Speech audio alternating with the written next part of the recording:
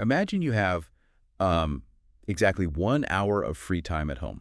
Oh, I know this feeling well. Just 1 hour. Right. And you swear you were going to do something useful, like maybe you plan to read a smart book or clean the entire kitchen. Or finally learn how to play the guitar. Exactly. Yeah. But then, 60 minutes later, what actually happens, you're still staring at your phone, just completely paralyzed on the sofa. Yeah, it happens to all of us, honestly. It really does.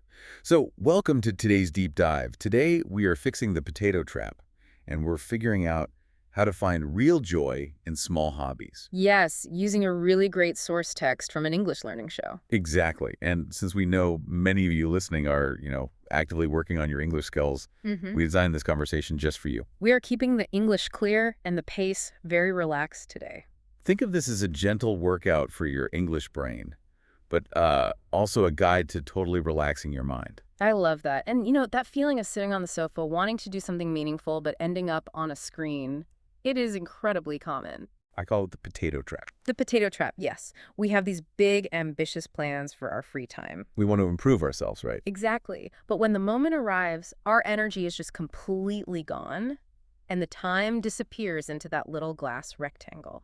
I actually like to think of the smartphone as a giant magnet in your living room. Oh, a magnet. That's a great way to describe it. Yeah, you walk into the room with a good intention. You intend to organize your closet, but the phone pulls you in. The magnet is simply too strong. And before you know it, you are a potato. Exactly. Yeah. Just sitting there, not moving, staring at videos of people cooking or, animals jumping. And, that potato state is not just laziness. It's actually a symptom of mental exhaustion. Oh, really? Exhaustion. Yes. The apps on your phone are engineered by very smart people to be magnets. They are designed to pull your attention away. Because your brain is just too tired to make a new decision. Right. So if we want to escape the phone magnet, the antidote is not necessarily forcing yourself to do hard work. Then what is the answer? The answer is finding a small hobby to help you feel human again. Feeling human again. I really love that phrase. It's powerful, isn't it? It is. It means stepping away from the digital machine. Yeah. Doing something real with your own hands or your own mind. Exactly. Doing something physical. So, if we want to avoid becoming a potato, we need a small hobby. You could try drawing a picture with a pencil. Or you could even just organize your socks. Yeah, just organize your sock drawer, just something small and physical. But I have to ask about the elephant in the room here. Okay, what is it? Well, shouldn't a hobby accomplish something important? Shouldn't it be useful? That assumption right there, that is exactly what stops people from ever starting. Really? Why is that? Because we live under this massive, heavy pressure of productivity. Productivity, meaning doing a lot of useful work. Exactly. We feel this constant need to produce a clear, positive result. Just think about our modern daily lives. Okay. At your job, you have to be fast and efficient. You have to produce results for your boss. And then you come home and you feel you must produce a clean house. Right. You have to cook a perfect dinner, fix the broken door, pay the bills. We are just constantly running on a wheel. Our whole lives are about being productive and maximizing our time. Yes, and because of that, it feels like a crime to just sit and do something that doesn't make money. Or something that doesn't improve our health. Exactly. But because of that pressure, the source material actually shows us something surprising. Oh, what does it show? The absolute best hobbies for your mental health are actually completely useless. Useless. Wow. That is a very strong word to use. It is, but it's true. So you are saying we should spend our limited, precious free time doing something that has zero real-world value. I am. Because a small, useless hobby is the one time in your adult life when you are officially allowed to be bad at something. Allowed to be bad. I like that. Right. You don't have to be fast. You don't have to be perfect. And you definitely don't have to show it to anyone on social media. Exactly. You just experience the action. Let's talk about a great example of this from the source. There is a wonderful story about a person practicing yoga. Oh, yes. The yoga story. So imagine someone deciding to try yoga in their living room as a new, small hobby. They roll out a cheap mat. And they try to do the poses they saw in a video. Right. But they look terrible. They actually describe themselves as looking like a struggling turtle. A struggling turtle. It is a very funny but very powerful mental image. Yeah, imagine a turtle stuck on its back trying to turn over. Its legs are shaking. It is totally off balance, not graceful at all. If a professional yoga teacher saw them, they would probably laugh. Shaky legs, sweating, maybe wearing mismatched socks. But here is the magic part of that story. What's the magic part? Even though this person looks like a struggling turtle, and even though they are completely terrible at yoga, it feels amazing. Yes. And do you know why it feels amazing? Why? Because for those 20 minutes, their mind isn't cluttered. Cluttered. That means too full of things, right? Like a messy room. Yeah. Exactly. But we don't just mean a messy desk. Your mind becomes cluttered. Like a messy traffic jam of unread emails. Right. Or worries about money and lingering stress from an argument you had yesterday. Your brain is full of noise. So, when you are a struggling turtle, you are so deeply focused on your shaky legs and your breathing. Yes, you simply cannot think about those cluttered emails. Your brain finally gets a break from the traffic jam. You are forced to exist entirely in the present moment. When you are worried about falling over on your yoga mat, you can't worry about what your boss thinks of you.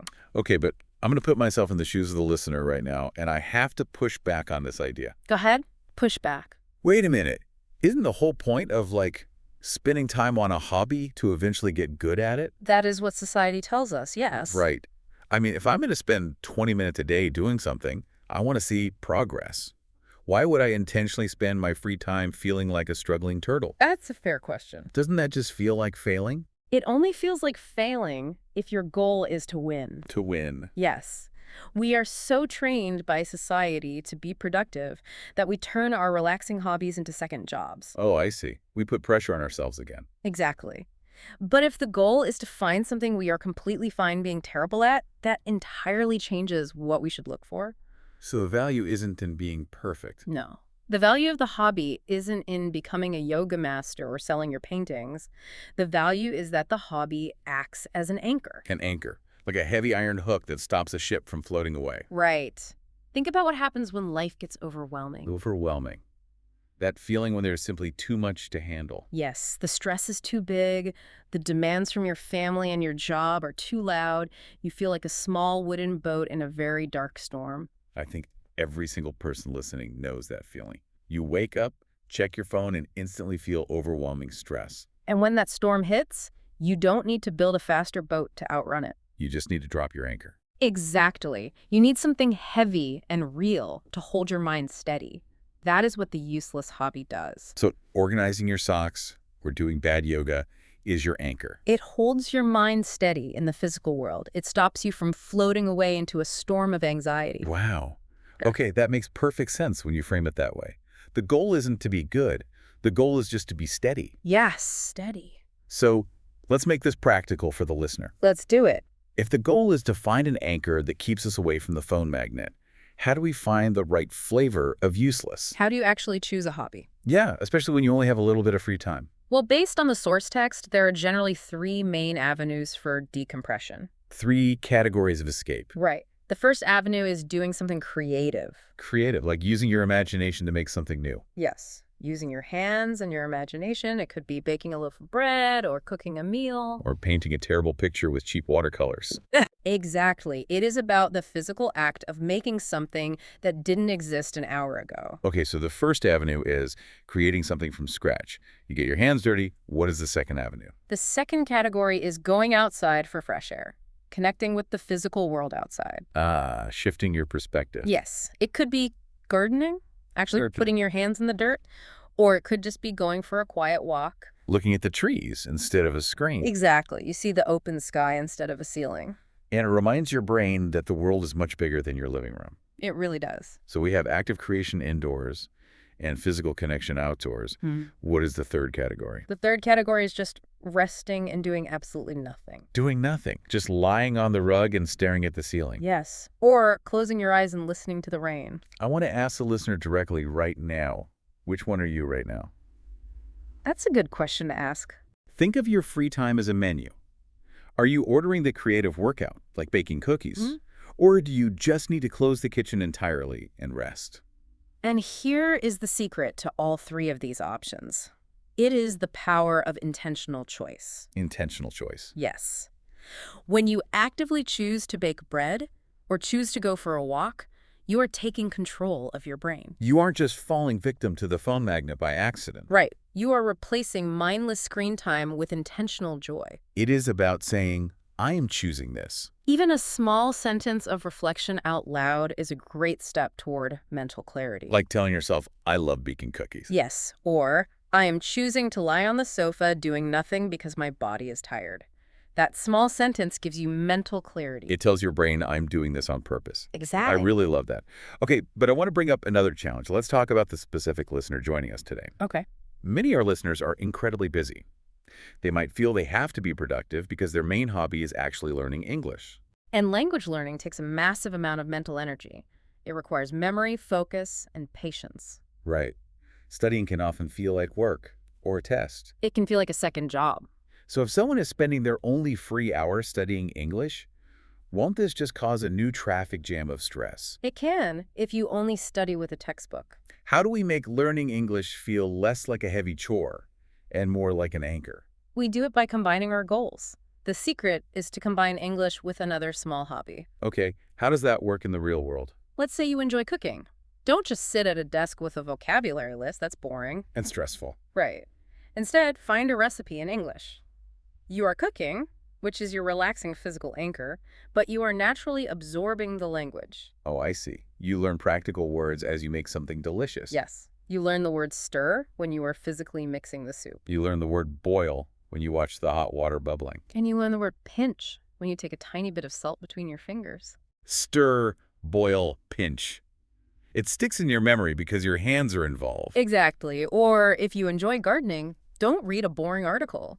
Watch a YouTube video about plants in English. But wait, I have to push back again. Okay, let's hear it. If someone already finds their day overwhelming, won't adding a foreign language to a relaxing hobby like cooking just make their brain feel cluttered all over again? Actually, no. It does the opposite. It builds confidence. How does it build confidence? Because it completely changes your identity. Changes your identity. What do you mean by that? When you sit at a desk with a notebook, your brain says, I am a student taking a test. If I don't remember this word, I'm failing. Right. And nobody likes feeling like they are failing. But when you are in the kitchen following an English recipe, you naturally shift your identity. You stop telling yourself, I am a student taking a test. What do you tell yourself instead? You start telling yourself, I am an English-speaking chef. Oh, wow. I am an English-speaking chef or an English-speaking gardener. Exactly. It takes the heavy pressure off because it is no longer a test. It's just life. You are just living your normal life, doing your normal hobby, but you happen to be doing it in English. Right. If you misunderstand a word, maybe the soup tastes a little bit funny, but your identity isn't crushed. It's not a test. It's just life. You are allowing yourself to be the struggling turtle or the struggling chef. And while you hold that anchor, you are building your language skills naturally. So let's bring all of these threads together for the listener today. What have we really discovered in this deep dive? First, to save your brain from the phone magnet, you need a physical escape, a small hobby. Second, let yourself be a struggling turtle. It is perfectly okay to be bad at your hobby. Yes, use that activity as your anchor in an overwhelming world. And third, consider combining it with your English practice. Become a confident English-speaking chef or gardener. Remember, your hobby doesn't have to be perfect. Taking it little step by little step is enough to bring you joy. And to you, the listener, I want to remind you of something very important right now. What is that? Simply listening to this deep dive today was a small workout for your English brain. It really was. You just proved that learning can be relaxing. You intentionally chose to be here with us today. And that is a wonderful choice. But as we finish up today, I want to leave you with a final lingering question to ponder. Ooh, a final provocative thought? I love these. Yeah. What's the question? If the ultimate magic of a small hobby is that it gives you permission to be bad at something and escape the pressure of productivity, Yeah. what happens when you practice so much that you accidentally become an expert? Wait, really? Like you become too good? Yes. Does the hobby lose its power as an anchor once you are no longer a struggling turtle? Oh, wow. That is a fascinating thought to chew on. How do we keep the joy when we get too good at it? Something for everyone to explore on their own. Definitely think about that the next time you drop your anchor. Thank you so much for joining us on this deep dive today. Keep taking those little steps, and we'll talk to you next time.